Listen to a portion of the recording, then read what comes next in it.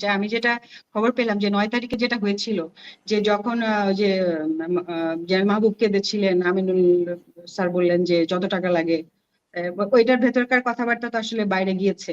তাই সেখানে এমন একটা কথা হয়েছিল যে চিফ টেক ওভার করতে চেয়েছিলেন, উনি জামাতের আমিরকে ফোন দিয়েছিলেন, উনি বলেছেন উইল টেক ওভার, আপনারা ক্ষমতায় আসবেন। এটা আমি একটা সূত্র থেকে শুনেছি, 3টা জায়গা থেকে শুনেছি, 3 জায়গাতে ক্রস চেক করে বললাম। ভিতরে একজন বলেছেন, আবার এই পাশ থেকে শিবিরের এদের কাছ থেকে খবর নিলাম যে আসলে রাইট নাকি এরকম কোনো এগুলা এগুলা এগুলা এগুলা যে খবরটা ঠিক আছে, বাট ওইখানে বসে সেনাপ্রধান হয়তো বা বলেন, মানে আমি বলতেছি যে এই গুঞ্জনটা এসেছিল।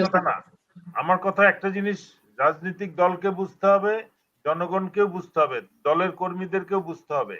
ওইখানে ওই পরিস্থিতিতে সেনাপ্রধান যদি কোনো দলের নেতাকে ফোন দিয়ে বলেন যে আমরা টেক ওভার করবো, আপনি ক্ষমতায় আসবেন, সে কোন অধিকারে এটা বলতেছে?